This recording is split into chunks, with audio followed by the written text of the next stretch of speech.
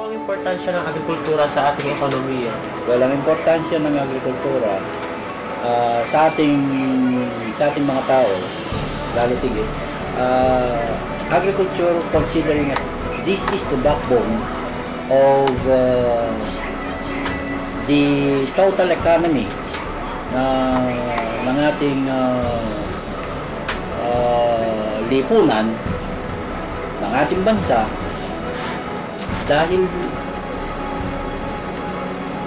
nga dito sa ang pagsasaka o yung agrikultura kasi diyan tayo nagbubuhay, diyan tayo nagkakaroon ng tinatawag nating food security.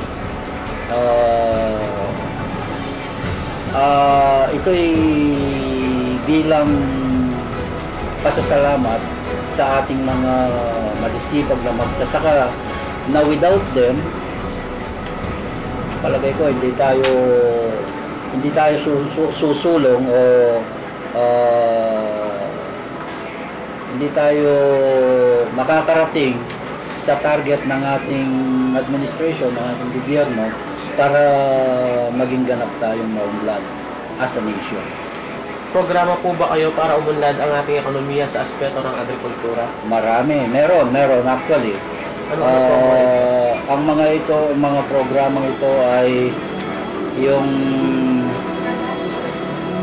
sa rice production natin, yung pagtuklas ng mga iba't ibang mga varieties ng mostly kasi yung mga varieties ng binhi ng palay natin ngayon ay halos kung hindi man certified, yan ay hybrid na. So maramihan na ang harvest natin kumpara noon sa nauna. At saka ngayon, yung ating mga magsasaka ngayon, gawa ng modernong teknolohiya na, sumasabay na sila sa modernong pananakahan. Modern ba ang gobyerno sa inyong mga magsasaka? Ngayon yun, walang tulong sa amin. Wala naman director na wala punta sa amin kaya walang tulong Nakukuha Malaki po ba ang naitulong ito sa ating mga magsasaka? Ayun nga, malaki. Gawa nung sila nga ngayon ay natuto na, gawa nga ng nilunsad naming mga programa o proyekto ng aming departamento. At kaya lang sabay nito, meron pa rin mga gawain o pag-aaral ng mga magsasaka natin, yung tinatawag nating Farmers Field School. Yung Farmers Field School na ito, mula sa pagkatanim hanggang sa pag-ani, both ng sa palay at sa mais at iba't ibang mga agricultural crops pa.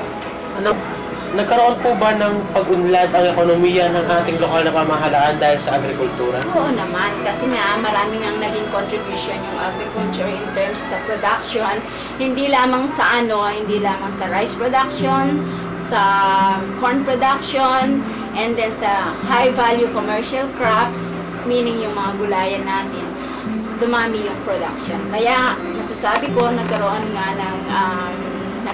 ng pag-unlad ang ating pamahalaan in terms of agriculture. Kasi marami yung production na i-contribute ng agrikultura sa ngayon. Dahil nga sinabi ng boss namin, di ba nagkakaroon ng Farmers Field School. So because of Farmers Field School, nagkakaroon ng technology, yung makabagong teknolohiya. And because of makabagong teknolohiya, yung pagsasaka ng ating mga farmers, nag-improve yung production. Pati kasi yung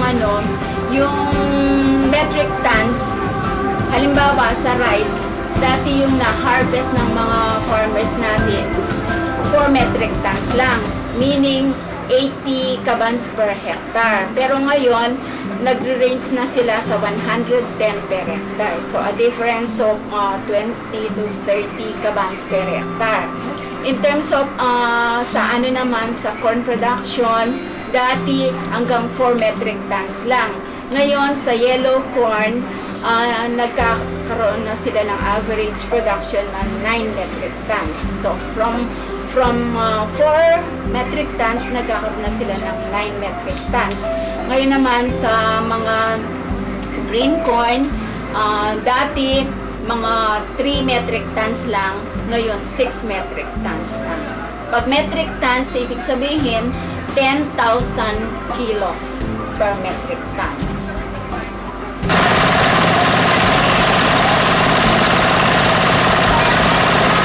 May tutulong po ba ang gobyerno po sa inyo?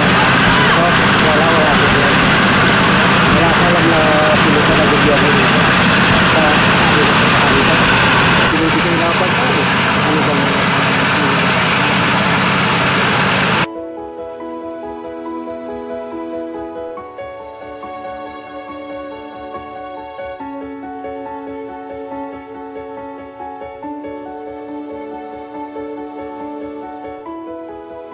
Ano pong naiambag ng edukasyon sa bayan? Sa bayan. Malaki ang naiambag ito ay ang, yung sinabi ko na din, isa ang kapag marami ang nakatapos sa pag-aaral, marami yung chances na magkakaroon ng maraming trabaho sa ating bayan. Sa bayan lang o sa bansa, pati sa bansa. No? At isa pa, maaari tayong magpadala kung marami tayong nakatapos, maging sa ibang bansa, kagaya ng nurses, doktor, pwede silang magtrabaho sa ibang bansa, yung mga engineers. So, sa pamamagitan nun, kapag nakapunta sa ibang bansa yung mga estudyante natin, yung mga nakatapos sa pag-aaral, magkakaroon ng malaking remittance sa ating bansa. So, isa ang mga remittances ng mga OFWs na nakakadagdag sa kita ng ating bansa. Okay, yun. Yung pagkakaroon ng maraming trabaho. May nararamdaman ba kayong pag-unlad o pag-angat po ng ekonomiya ng ating lokal na pamahalaan? Meron naman. Kasi makikita yan sa building structure. Makikita din yan sa pamumuhay ng mga tao. Makikita din yan sa mga pumapasok na bata. No? Maayos sila at may mga trabaho ang kanilang pamilya. Pero hindi mo sasabihin na 100% na pag-unlad. Kasi yung iba, hindi pa rin ganun talaga umuunlad. Paano? Bakit ko nasabi na hindi ganun pa rin sa pag-unlad? Kasi yung iba talaga yung mahirap, nag-i-stay na mahirap. Yung extension ng gobyerno, yung 4Ps na ibinibigay sa mahihirap, malaking tulong. Kaya sabihin ko, may pag-angat ang ekonomiya.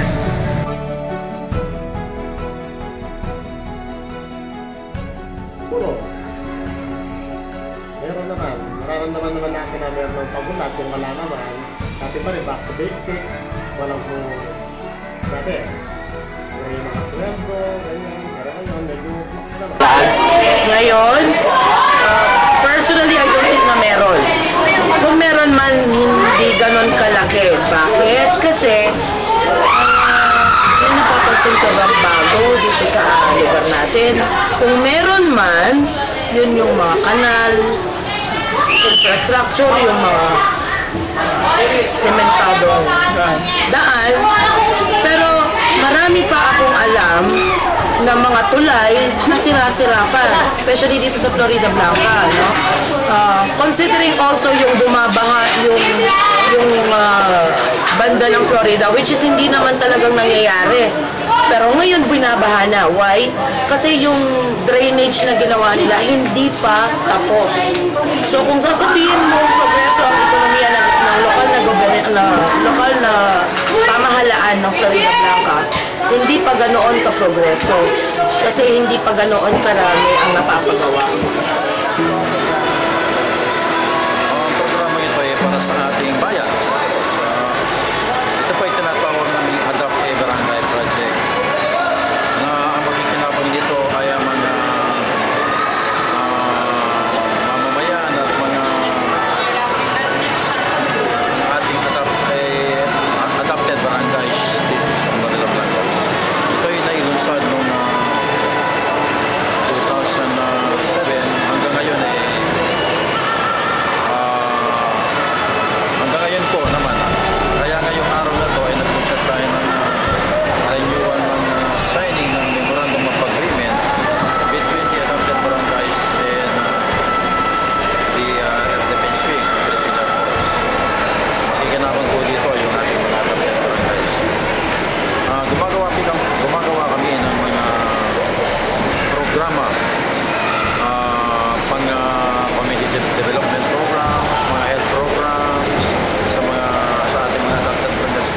at kasama na rin yung ang mga non-adopted barangays.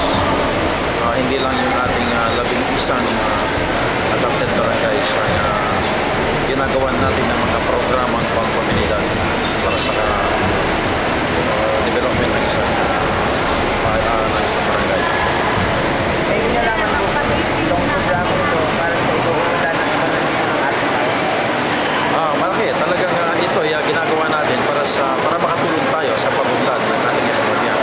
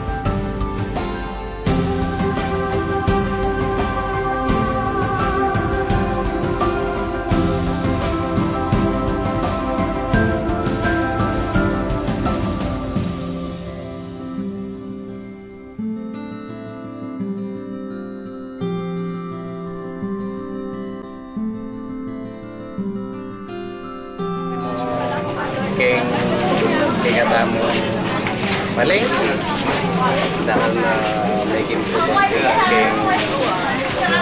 nanong paninda, then dahil na mag-invest kayo na kaya. Although minsan nengkay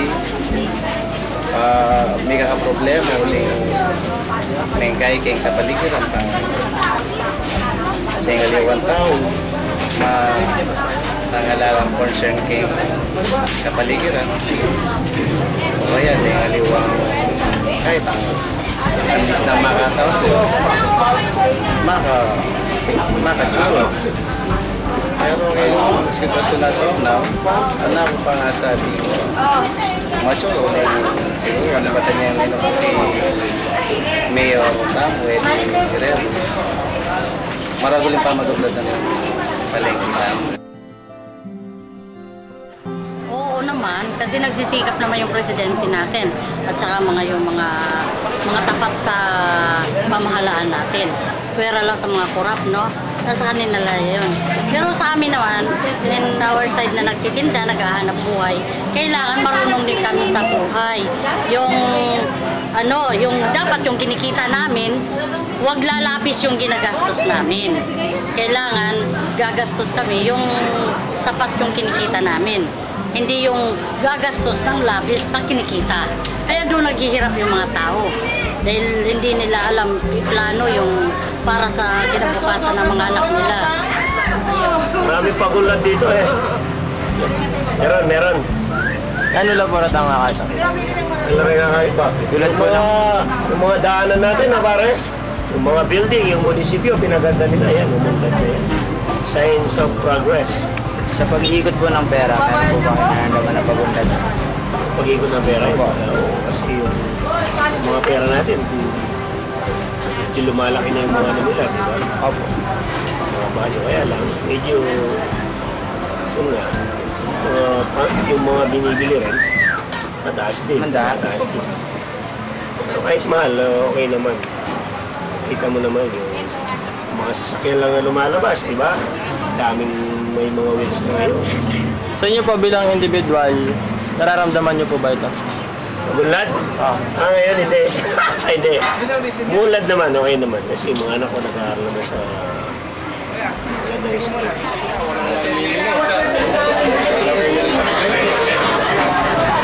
Binibigyan ba kayong tulong ng gobyerno? Wala. Nalis pa yung ilaw. Sarili namin yung ilaw at tubig na yan.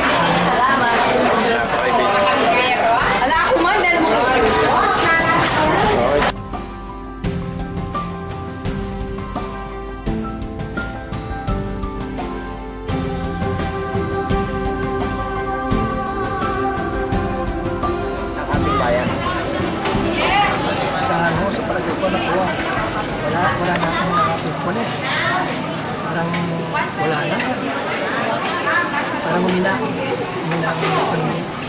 Bakit po? Palagay niyo po? Kasi yung mga kulang sa trabaho yung mga tao.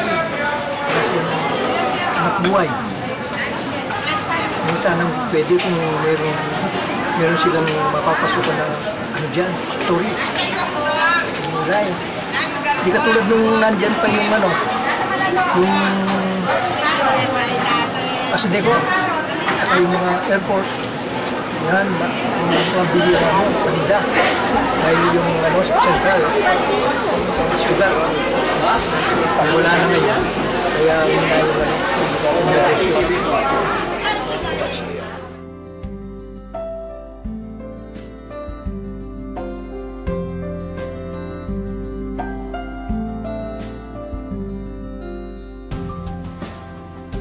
Siyempre ba? Bumunlad. Oo, may bumunlad ang ekonomiya sa bayan. Ano naman po yung mga programa ng ating lokal na pamahalaan para mapanatiling mataas at maunlad ang ekonomiya natin dito? Kaya kailangan gumawa tayo ng policies and programs that are business friendly. Ibig sabihin, yung mga policy ng gobyerno dapat ay tumutulong sa mga negosyante, mga investor. O gumagawin yung mga infrastruktura na kailangan para sa kailangan ng mga investor. Para gawa tayo ng programa para maikayat natin through a tax incentive program. Paano naman po ito nakatulong para sa ating mga kababayan? Well, it provides employment opportunities for our constituents. May trabaho, magkakaroon ng trabaho sa ating constituents at mag-araragdagan yung revenue ng ating munisipyo na pwede natin maitulong sa ating mga kababayan.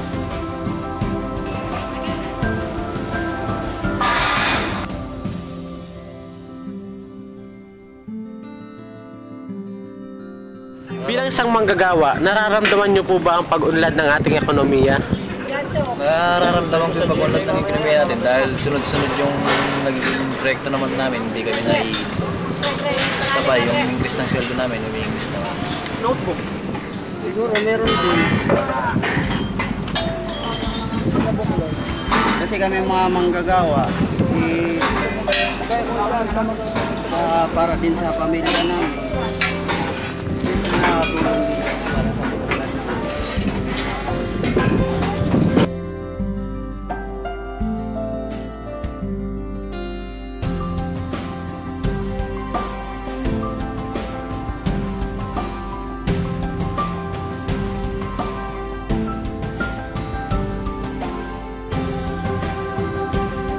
Bilang isang simpleng mamamayan, may nararamdaman po ba kayong pagbabago o pag-unlad dito sa ating bayan? Paano niyo po nasabi? Kita mo na sa mga kalsada, sa mga bahay, construction. Makikita mo na yan. Dati, bihira yung mga sasakyan dito. Tapos, yung mga kalsada, ngayon, kompleto na. Yun ang simbolo ng, ng mga asenso yung bayan. Wala. Bakit niya naman po nasabing wala? Oo, halos nananakaw ng mga nagtatrabaho sa gobyerno, nanunungkulan eh. Di ba nakikita yung pork barrel na ginagawa sa TV? Paano magbabago ang gobyerno natin? Ang ekonomiya, kung panay ganon. Wala. Bakit niyo po nasabing wala? Wala. Ganun din. Katulad din yung dati. Wala po ang pagbabago? Bagay ko, wala. Mahirap pa rin yung buhay. Kung akong tatanungin mo, wala eh. Para-parehas lang eh. Yung nakaraang taon, tsaka ngayon, ganyan lang. Wala naman akong nakikitang increase ng ekonomiya natin. Kasi, halimbawa sa magsasaka kami, wala, hindi kami nahihirapan sa buwan. Buhay-buhay namin. Pero yung ekonomiya sinasabi niyo, parang wala akong nakikita ngayon. Bakit po mayroon pa mga mamamayan na hindi hindi nakakaramdam ng pag-unlad ng ating ito? Well, it is true in every community. Kasi may mamamayan na kamal eh. Basta masipag ka, kamukha ng pag-aaral yan eh.